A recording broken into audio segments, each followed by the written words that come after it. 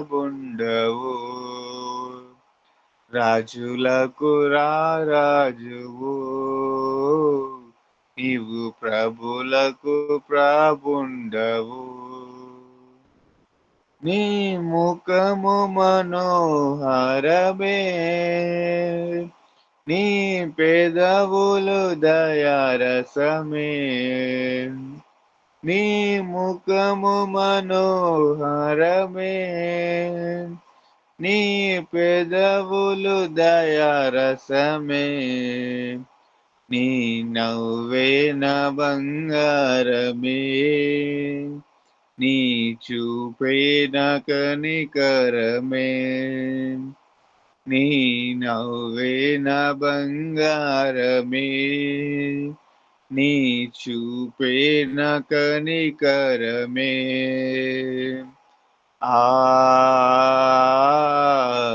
ఆరాధనా నా యేసయ్యకే, ఆరాధనా నా యేసయ్యకే.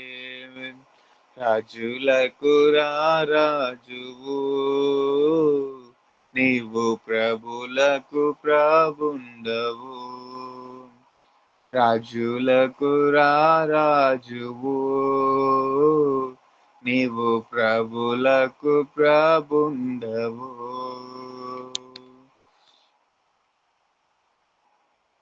నీ కళ్ళే అగ్ని జ్వాలలే, నీ పాదములు అపరంజియే. నీ కళ్ళే అగ్ని జ్వాలలే, నీ పాదములు అపరంజియే. నిన్ను ముట్టుకుంటే మహిమా మహిమా, నిన్ను పట్టుకుంటే మహిమా మహిమా. ఎస్ లార్డ్, నిన్ను ముట్టుకుంటే మహిమా మహిమా, నిన్ను పట్టుకుంటే మహిమా మహిమా.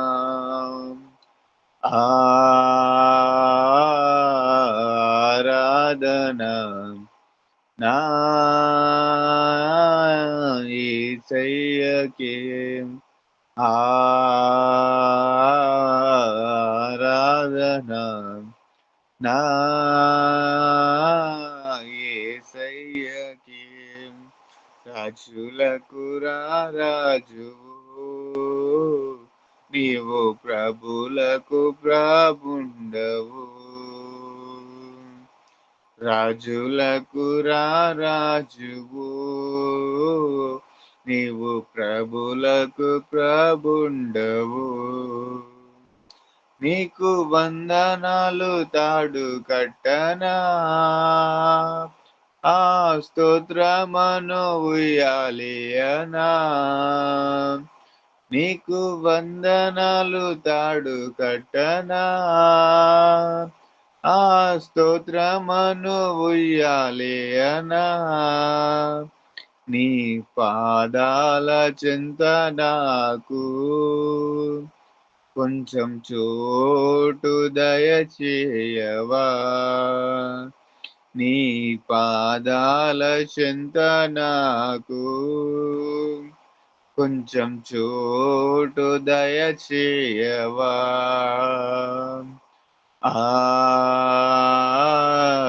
ఆరాధనా నా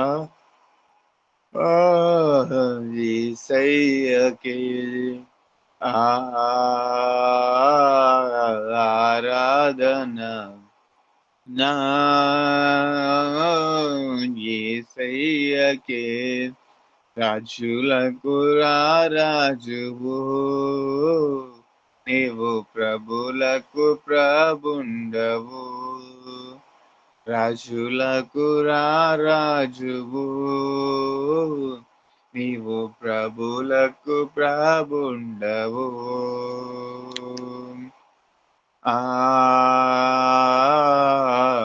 ఆరాధనా నా యేసయ్య యేసయ్యకే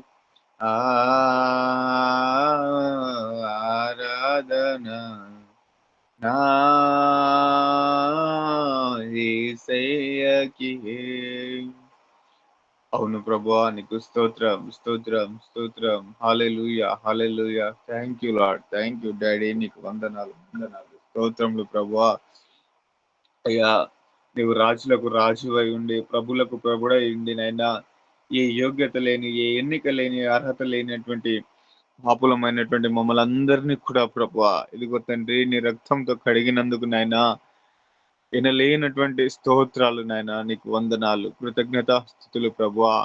ఏమిచ్చిననో నీ రుణము మేము తీర్చలేము ప్రభువా. అయా, అమూల్యమైనటువంటిది నీ త్యాగము, నిష్కలంకమైనటువంటి నీ పవిత్ర రక్తమును మా కొరకు కార్చినావు నాయన. నీకు వందనాలు, స్తోత్రములు స్తోత్రములు ప్రభువా. అయా, ఇదిగో తండ్రి, నీ ముఖము ఎంతో మనోహరమైనది నాయనా. అయ్యా, ఇదిగో తండ్రి, అటువంటి ముఖమును ప్రభా, ఇదిగో తండ్రి, రూపము లేని దానిగా మా కొరకు మార్చుకున్నావు నాయనా శిలువ శ్రమల దేవా. అయ్యా, నీ కళ్ళు అగ్ని జ్వాలలు ప్రభా, నీ పాదములు అపరంజి ప్రభా. నీకు వందనాలు, స్తోత్రములు స్తోత్రములు ప్రభా. అయ్యా, ఏమిచ్చినను నీకు రుణం తీర్చలేము ప్రభువా. అయ్యా, మాకందరికి కూడా ప్రభువా, ఇదిగో తండ్రి, నీ పాదాల చెంత ప్రభువా. అయ్యా, నీ బంగారు పాదముల చెంత నాయన మాకందరికి కూడా నాయన నీ కొంచెము చోటు దయచేస్తే చాలు నాయన. నీకు వందనాలు స్తోత్రములు ప్రభువా. అయ్యా, ఇదిగో దేవా, నీకు వందనాలు స్తోత్రములు ప్రభువా.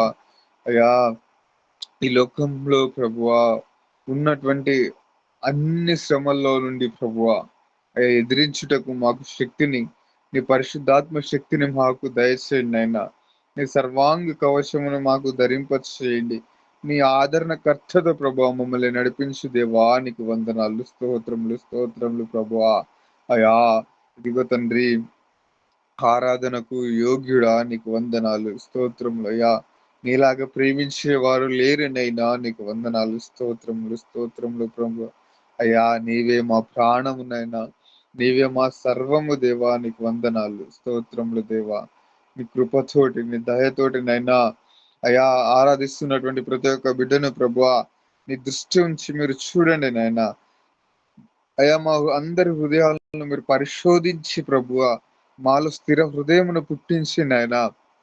నీ సేవలో ప్రతి ఒక్క బిడ్డ ప్రభువా అనేక ఆత్మలను రక్షించుటకు నాయన అటువంటి ఆత్మ వరములతో, తలాంతులతో ప్రభువా మమ్మల్ని నింపమని అడుగుతున్నాం దేవానికి వందనాలు స్తోత్రంలో రాజ. అయా, నీ రెండో రాకడ కొరకు అనుక్షణము మేము సిద్ధపడినట్లు సహాయము దయచేయండి. ఎడతెగక ప్రార్థన చేయడానికి సహాయము దయచేయండి ప్రభా. సహవాసంలో కొనసాగడానికి సహాయం దయచేయండి ప్రభా. నీకు వందనాలు స్తోత్రములు ప్రభువా. యేసయ్యా, మాకందరికి కూడా ప్రభువా ఇదిగో తండ్రి, మంచి జ్ఞానమును, వివేచనమును, మరి ముఖ్యంగా నీ వాక్యాన్ని బోధించేటువంటి గొప్ప వివేచన వరమును మాకు దయచేయండి ప్రభా. నీకు వందనాలు స్తోత్రములు దేవా. అయ్యా, నీకు వందనాలు స్తోత్రములు స్తోత్రములు స్తోత్రములు. హల్లెలూయా హల్లెలూయా హల్లెలూయా. ప్రైజ్ ది లార్డ్ తండ్రి. నీకు స్తోత్రం స్తోత్రం స్తోత్రం రాజా. అయా, ఈ ఆరాధన అంతటి ద్వారా ప్రభువా నీ యొక్క అత్యున్నతమైనటువంటి నామానికి ప్రభువా సమస్త మహిమ, ఘనత, ప్రభావములు కలుగునట్లు సహాయము దయచేయమని ఆయా మొరపెట్టినటువంటి ప్రతి ఒక్క విషయాన్ని బట్టి ప్రభువా నీవు సమాధానం దయచేయమని అయా. ఇదిగో తండ్రి, ఈ యొక్క ఆరాధనను మీ చేతిలోకి అప్పగించుకుంటూ నీకే సమస్త మహిమ, ఘనత, ప్రభావములు చెల్లించుకుంటూ మా ప్రియుడును నజరేయుడైన యేసుక్రీస్తు నామంలో అడిగి వేడుకుంటున్నాం పరమ తండ్రి.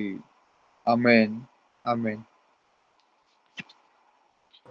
చక్కగా ఆరాధనలు నడిపించిన సహోదరుడికి వందనాలండి. మనం వాక్యంలోనికి వెళ్దాము.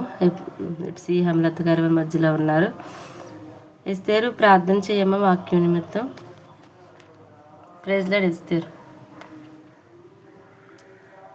ఎస్తేర్ గారు. నేనేనా అక్క? మీరండి. బబిత ఎస్తేరా.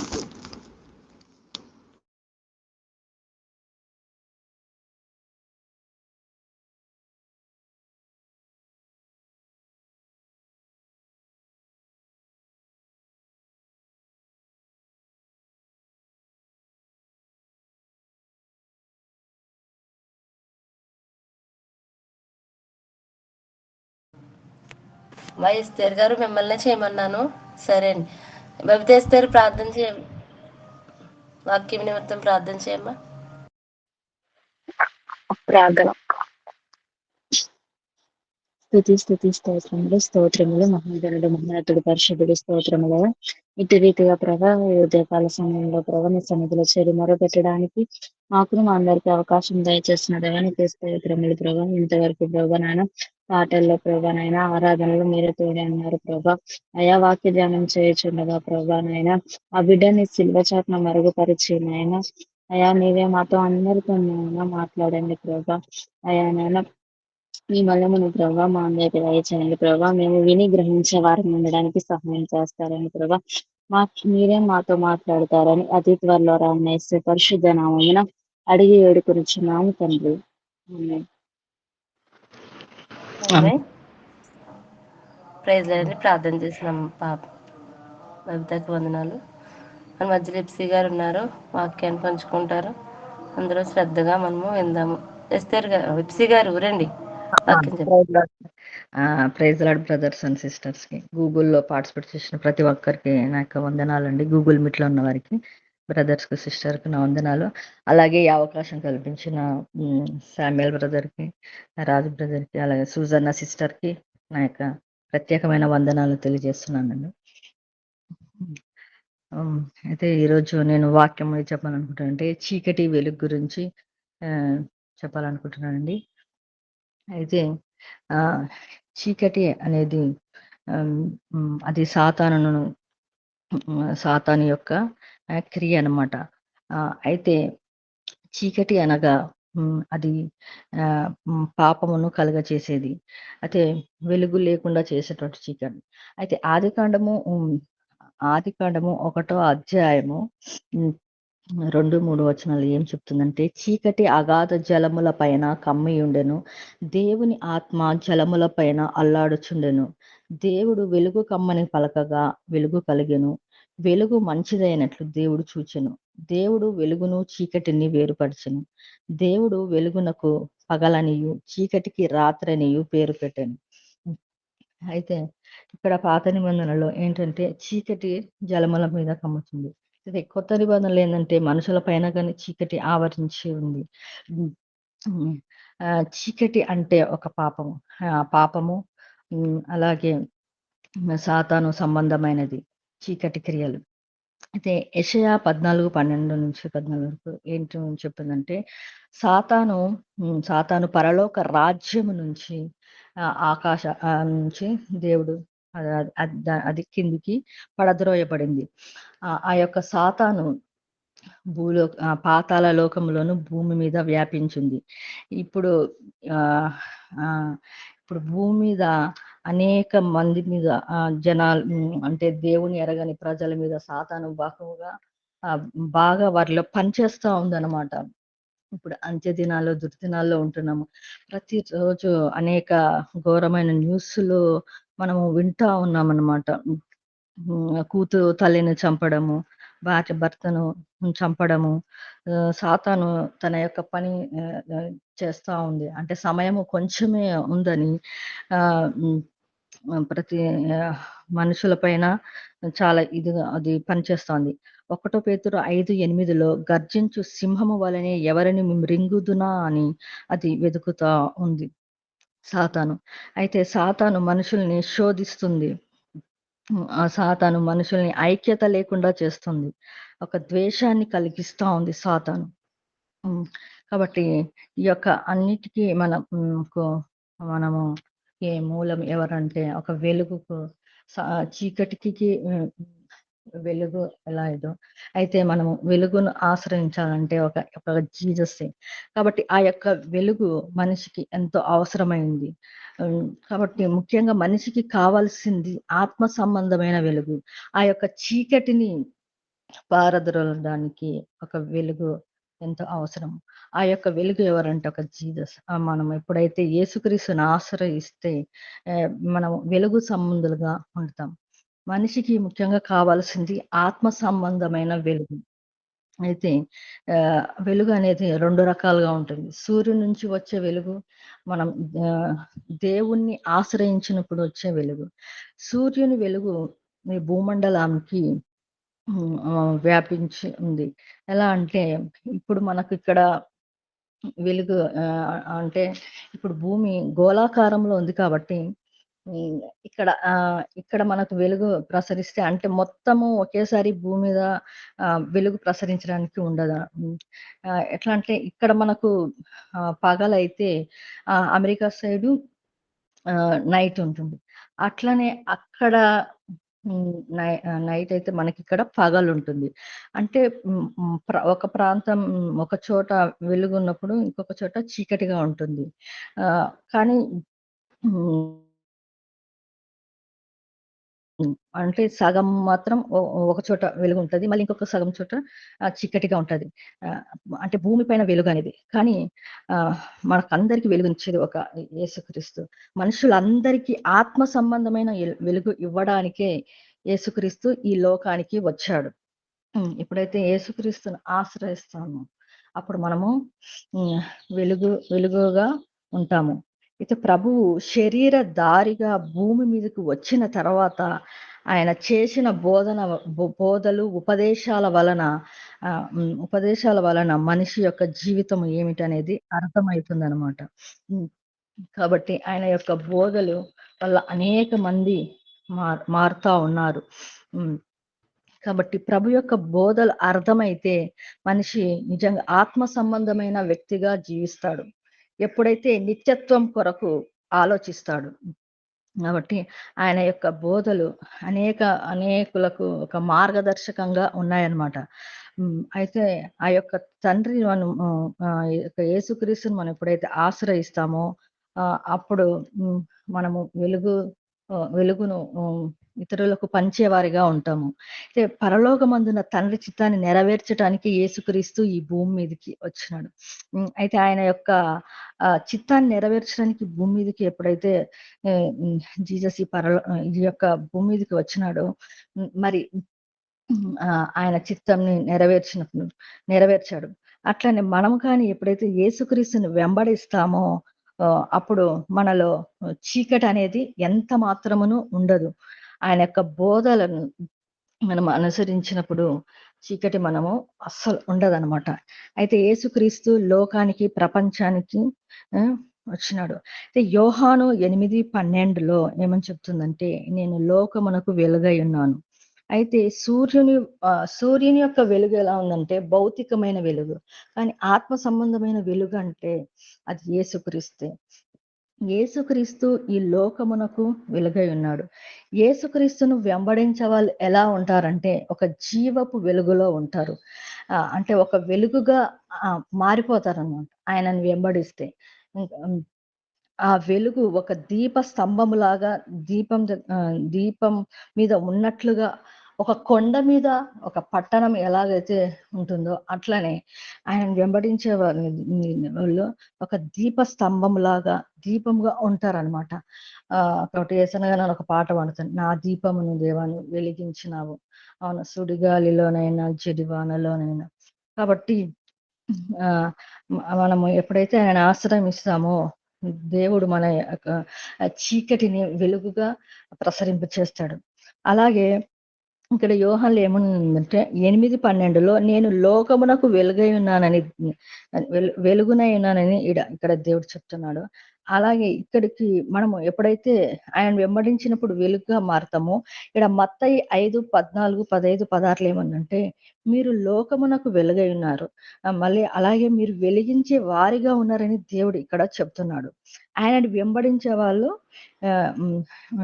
లోకమునకు వెలుగై ఉన్నారు. అలాగే ఇతరులను వెలిగించే వారిగా ఉన్నారనమాట. కాబట్టి ఆ యొక్క వెలుగు మనము ఇతరులకు ఎలా కనపరచాలంటే మన యొక్క సత్క్రియలను బట్టి, మన యొక్క క్రియలను బట్టి మనము వాక్యం ద్వారా అనుసరించి వాక్యం ద్వారా మనము అట్లా దానిలాగా మనం ప్రవర్తించడం దాన్ని బట్టే ఇతరులు మనల్ని చూసి అవును వీళ్ళు క్రీస్తు సంబంధులు కాబట్టి అని వాళ్ళే ఇంకొక మనమే వాళ్ళకు ఒక ఆదర్శంగా నిలుస్తామనమాట. కాబట్టి ఆయన చీకటి వారిలో ఎంత మాత్రమును ఉండదు. ఆత్మ సంబంధమైన చీకటి ఏం చేస్తుందంటే నిత్య నరకాగ్నికి నడిపిస్తది. కాబట్టి జీవపు వెలుగు యేసుక్రీస్తుని వెంబడిస్తే ఆయన చూపించే మార్గము, ఆయన తర్వాత నడుచుకునే మార్గము మనలను పరలోకానికి నడిపిస్తది. ఆత్మ సంబంధమైన వెలుగు ఎలా చేస్తుందంటే మనల్ని పరలోకానికి నడిపిస్తుంది. అట్లనే మన యొక్క సత్క్రియలు వెలుగును చూపించే వారముగా మనం ఉండాలి. పరలోకమందున్న తండ్రిని మనం మహిమ పరిచేటట్లుగా ఉండాలి. ఎప్పుడైతే మనం ఆయన దగ్గర మనం మహిమ పరిచేటట్లుగా ఉంటామో అప్పుడు మనం వెలుగుగా ఉంటాము. మనము వెలిగిస్తూ ఇతరులకు వెలుగును పంచేవారముగా ఉంటాము. యేసుక్రీస్తు యొక్క బోధలు, ఆయన యొక్క ఉపదేశాలు మనం అనుసరిస్తూ ఇతరులకు బోధించడం ద్వారా మనము వెలుగు పంచేవారముగా ఉంటాము. కాబట్టి ఆత్మ సంబంధమైన వెలుగు ఇవ్వటానికే యేసు ఈ లోకానికి వచ్చాడు. పాపుల కొరకు వచ్చాడు. కానీ నీతిమంతుల కొరకు రాలేదు. కాబట్టి యేసుక్రీస్తుని ఎప్పుడైతే వెంబడిస్తామో మనము కాబట్టి ఆయన యొక్క ఆజ్ఞలను ఆయన యొక్క బోధనలు ఆజ్ఞ కాదు సారీ ఆయన యొక్క బోధనలు మనము ఎప్పుడైతే అది అనుసరించి ఇతరులకు మనము ఒక ఆదర్శంగా ఉంటామో అప్పుడు మనము వెలుగుగా ఉంటూ ఇతరులకు వెలుగును పంచేవారముగా ఉంటాము. కాబట్టి యెషయా 60లో చెప్తుందనమాట, నీకు వెలుగు వచ్చి ఉంది, లెమ్ము తేజరిల్లుము, యెహోవా మహిమ నీ మీద ఉదయించినట్లు. మనము వెలుగుతూ ఇతరులను వెలిగించే వారముగా ఉండాలని ఈ వాక్యాన్ని దేవుడు దీవించునుగా. ఆమేన్.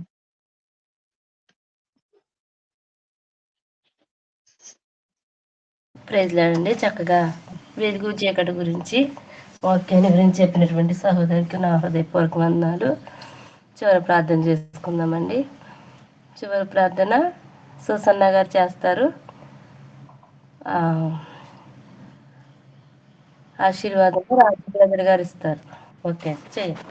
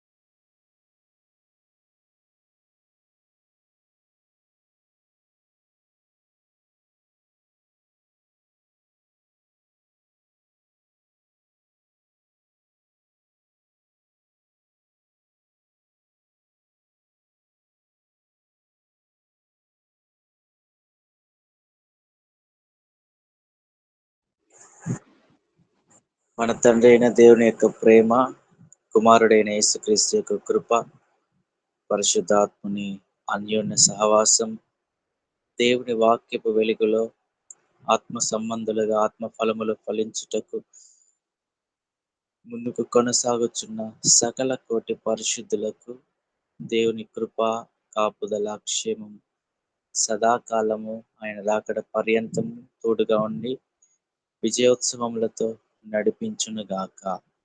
ఆమేన్. నాకు వచ్చిన అవకాశాన్ని బట్టి సుసన్ గారికి వందనాలు, సాహిల్ బ్రదర్కి, రాజు బ్రదర్కి, అలాగే చేరు వచ్చిన అందరికీ నా హృదయపూర్వక వందనాలు. అందరూ చెప్పగానే స్పందించి మనందరూ కూడా వారి వారి పని నిర్వర్తించినందుకు వందనాలండి. ఈ యొక్క సమయాన్ని సుసన్న సిస్టర్ గారికి ఇస్తున్నాను. Praise lord.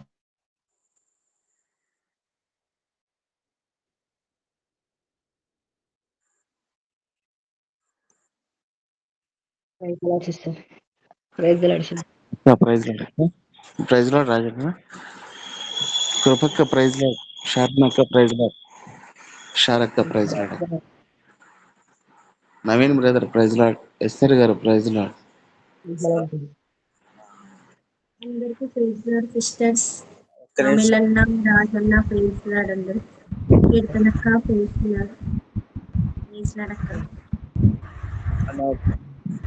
ఒక్క నిమిషం అందరూ ఉండండి. మంచిది. దేవునికి మహిమ కలుగు.